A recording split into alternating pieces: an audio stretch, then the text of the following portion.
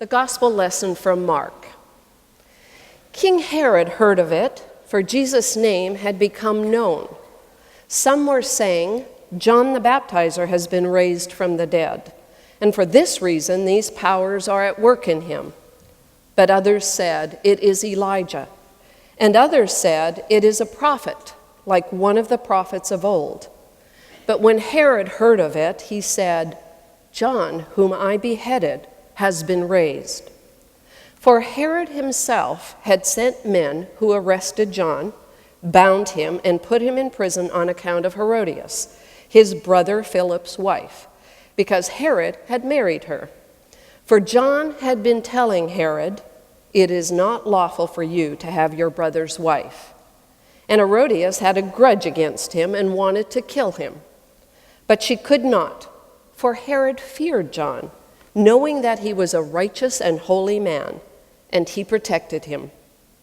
When he heard him, he was greatly perplexed, and yet he liked to listen to him. But an opportunity came when Herod, on his birthday, gave a banquet for his courtiers and officers and for the leaders of Galilee. When his daughter, Herodias, came in and danced, she pleased Herod and his guests, and the king said to the girl, "Ask me for whatever you wish, and I will give it." And he solemnly swore to her, "Whatever you ask me, I will give you, even half of my kingdom." She went out and said to her mother, "What should I ask for?" She replied, "The head of John the Baptizer." Immediately she rushed back to the king and requested, "I want you to give me at once the head of John the Baptist on a platter." The king was deeply grieved, yet out of regard for his oaths and for the guests, he did not want to refuse her. Immediately the king sent a soldier of the guard with orders to bring John's head. He went and beheaded him in the prison, brought his head on a platter, and gave it to the girl. Then the girl gave it to her mother. When his disciples heard about it, they came and took his body and laid it in a tomb. Hear what the Spirit is saying to the church. Will you pray with me, please? We gather, O God, seeking your guidance, looking for hope on our journey. And so be with us in this time of worship. And may the words of my mouth and the meditations of all of our hearts be acceptable to you. Amen. I read recently that the average adult in the United States makes 35,000 decisions every single day. Now, most of them are rather simple decisions. For example, where will I sit? Of course, for most of you, when you come to church, that's not a decision. You sit in the same place every time. Or we ask, how much will I eat, or what will I eat? Am I thirsty? Should I call to let people know I'm running late? What should I wear? Well, at least women make the decision about what to wear. If your house is anything like mine, my wife actually decides what I'm going to wear. Since I seldom coordinate colors very well, and I got really tired of getting dressed and ready to go out the door and being told, "You can't go out dressed like that, go change your clothes again."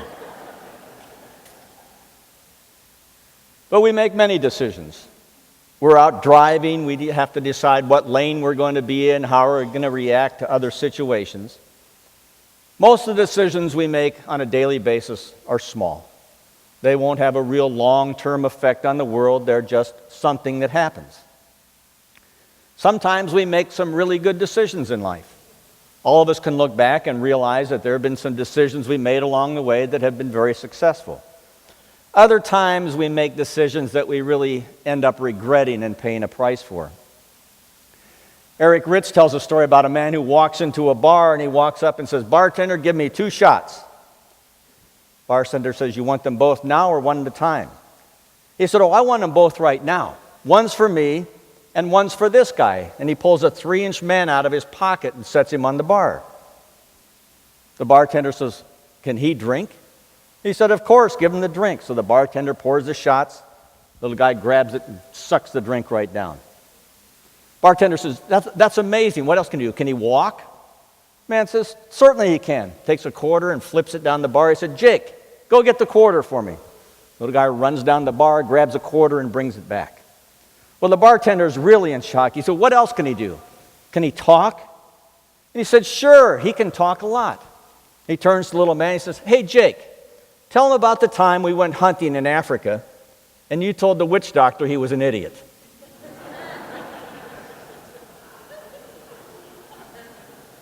Sometimes we make decisions that don't work out very well. Sometimes they've been painful. Sometimes they've been painful not only to us, but to others. Herod made that kind of a decision in our story today. He was showing off for his guests and his friends. He was throwing a big party. And he wanted his stepdaughter to dance for them. So he told her, if you'll dance for this group of people, I'll grant any wish you want. Well, she danced, but wasn't sure what she should ask for, so she ran and asked her mother, what should I request? Well, now her mother hated John the Baptist, who just so happened to be being held in prison there. So she directed her daughter, she said, go back and ask Herod for John's head on a platter. She came back and made the request. Herod felt terrible about the promise he had made, but he certainly didn't want to lose face in front of all of his guests. He had to impress them. He was, after all, an important man. So he granted her wish, and John was beheaded. Well, we've all made some poor choices in life. And then, oftentimes, we've compounded them by letting our pride get in the way, keeping us on a destructive path. For most of us, those are decisions we'd really like to keep rather secret, or we'd like to forget they ever happened. We really don't want to discuss them very often. Bad decisions happen. And the story is about a bad decision. But there's another very important decision in this story as well. One that we sometimes forget. And that was the decision of John the Baptist. He had decided to confront Herod and his wife. You see, Herod got rid of his brother so he could marry his brother's wife. He liked her, and he didn't want his brother around. That was the problem. John confronted him with the problem. He made the decision that in that situation, he absolutely was going to tell the truth. Even more, he didn't back down. Now, I'm sure that had John apologized and just kind of faded away, he probably would have been safe. If he had said, I'm wrong, I'm sorry, I'll just leave. He probably would have been safe, wouldn't have been beheaded. So maybe a part of the lesson is that doing good and right and telling the truth sometimes can get us into some trouble. That there can be a real danger in sometimes naming what's wrong with the world and trying to change it. Now, this seems like an awful story to be stuck in the middle of the Bible. In fact, we had talked a few weeks ago if the Sunday school kids were going to act out any lessons, and I said I didn't think this would look real good. I couldn't see having some of our little girls up here dancing and someone walking out with a big paper mache head on a platter. But maybe this story is important for us. Because maybe it tells us that when we follow Christ, we can't always find the safe course. We can't always sit in the most comfortable place in life. So maybe we need this story to remind us that following Christ can be a difficult thing. That sometimes it can be dangerous. That the final destination for Christ was a cross. So we ask, which one of us ever wants to put our head on the platter? Do we really want to be that much of a follower? Or is it easier to follow from more of a distance? So what is the truth worth? Is it worth your head? Is it worth your life? You see, truth can be a difficult thing. There are two types of people in the world that most of us don't really care for. The people who can never be trusted to tell the truth. We've all met some of them. And the second is people who always tell the absolute truth. They can make us real uncomfortable. So we all know people who have trouble telling the truth. There are people who just lie constantly.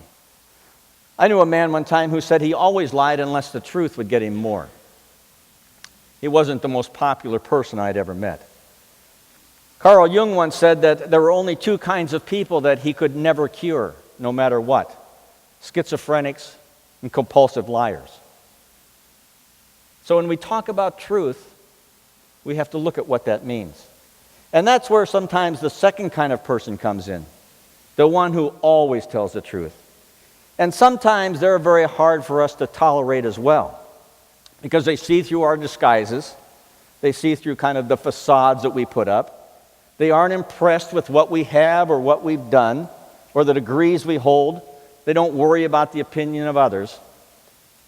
And we don't really always like them, because sometimes the truths they tell make us uncomfortable, or they reveal things about ourselves we really don't want to look at. And it's hard to know which of these two people bother us most, the liar or the ultimate truth teller. Can you remember the first time you ever got in trouble for telling the truth? I'll bet you can. I can. We could probably tell lots of stories about the time we got in trouble for telling the truth. King Duncan tells a story from his childhood about telling the truth. He says, I was 4 or 5 years old. One of my aunts was visiting our house, and she asked my mother why my brothers and I didn't come over to their house to visit and play.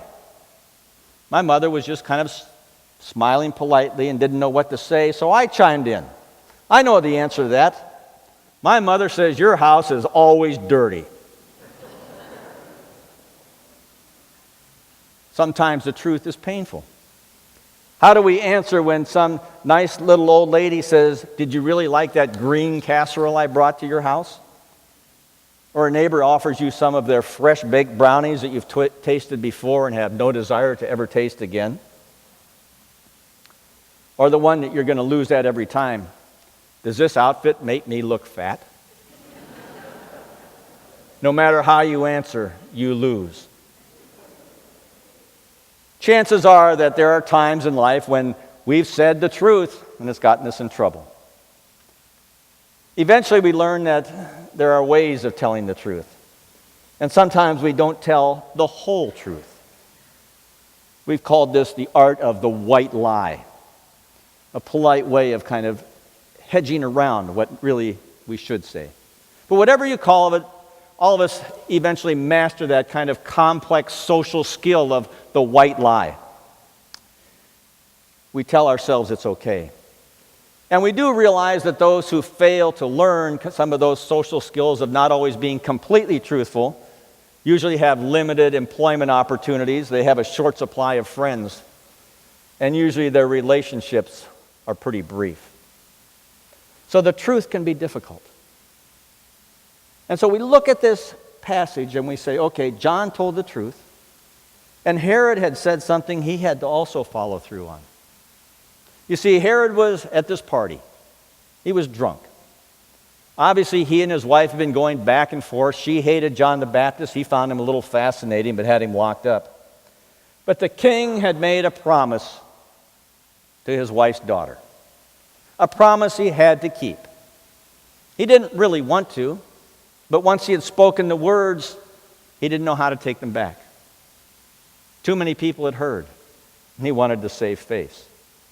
So to save face, he ordered the beheading of John and had his head delivered on a platter. How terrible it can be sometimes when we're held by the words of a promise we've made. At the same time, what a blessing it can be if we hold to the promises we make. Look at it this way. John kept his word. He told the truth. And he lost his head, but he gained the kingdom. Herod kept his word to save face, and he lost his soul.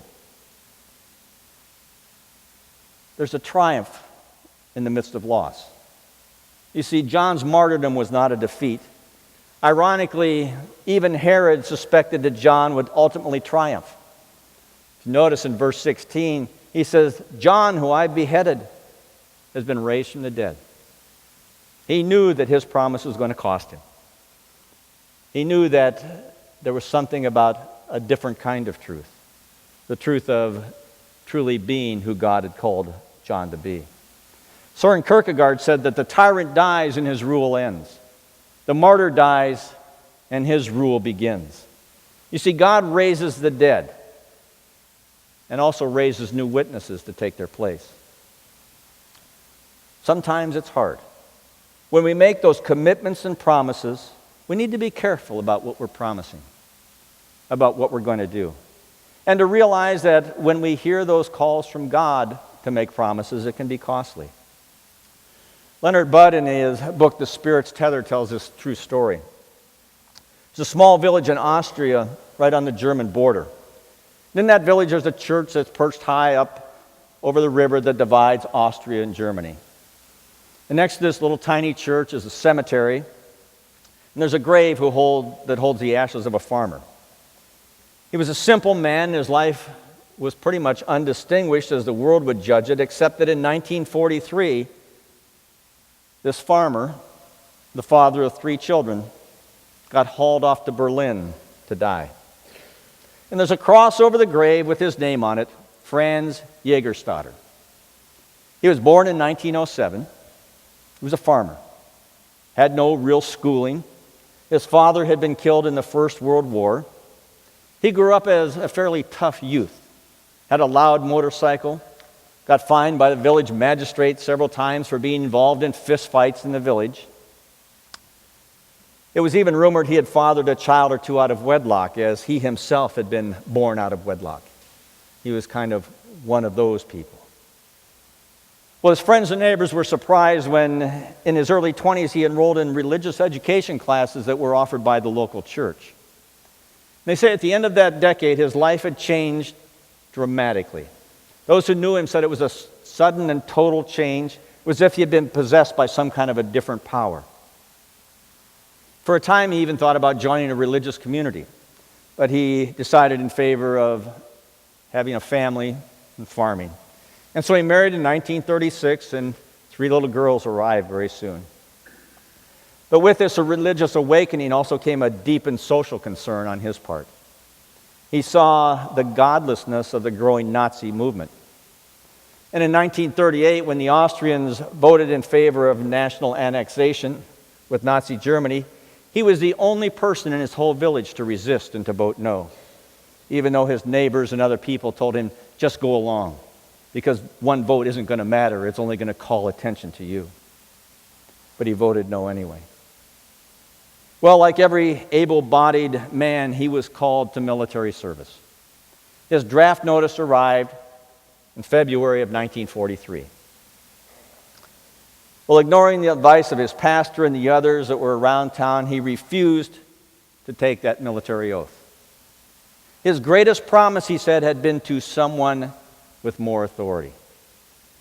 He was immediately jailed. And on June 6, 1943, he was found guilty of undermining the military power. And he was sentenced to death. Well, attempts were made to save his life. His wife and the priest went to Berlin to visit him, to plead with him. And they talked with him about what he should do. They could see he had been tortured already, that he was hungry. And they said, do your duty. Just follow orders. The state has authority. It really won't matter. What do you think is going to happen? And he said, I don't want to be guilty of any injustices. I don't want to take any part in it because it's wrong.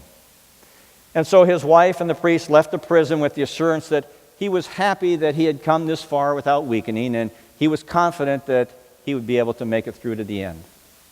Well, the court sentence was fulfilled. Franz Jägerstatter was beheaded. He wasn't even 37 years old yet. On August 9th, 1944, he lost his life. But right before his death, he wrote this: I'm convinced that it's best that I speak the truth, even if it costs me my life. People had all kinds of opinions. Some called him a martyr, some called him a traitor, some condemned him. Some said he was very conscientious. In 1987, a mass was conducted in his memory for his 80th birthday. And even at that point, some people said, what a waste of human life. Well, what do you think? What is the cost of being a follower of Christ? What decisions and promises have you made? What decisions have you made that have been Herod decisions that you regret, wish you could go back and change? But also, even more importantly, what are the decisions that are John the Baptist decisions or Franz Jägerstätter decisions that you've made about truth, about right, about kindness, about love? Well, sadly, we all have to admit that we have made some Herod decisions. Decisions that have hurt us and hurt others. Decisions we sometimes made for our own pride. Decisions that took us down a path of pain and trouble. But on the other hand, we've also made some John the Baptist decisions. Decisions about being followers of Christ, about truth, about doing what's right, about being kind. Decisions that maybe in the world's eyes seemed like they've been too costly, but decisions that have given us peace, filled us with hope, with joy. And so we come here today attempting to make more John the Baptist decisions. And we come to this table because of all the decisions we made. We come here to get forgiveness and healing for those Herod decisions. But we also come to be renewed and reassured and refreshed that our John the Baptist decisions have been the right thing to do. So we come to this table today seeking the presence of Christ, in hopes that today and each day as we make our 35,000 decisions, that each and every day less and less of our decisions will be the selfish, prideful Herod decisions, and that more and more will be the truthful, faithful decisions that are John the Baptist decisions. And so we gather at this table to seek forgiveness, to seek truth, to seek hope, and to find God's peace. Amen.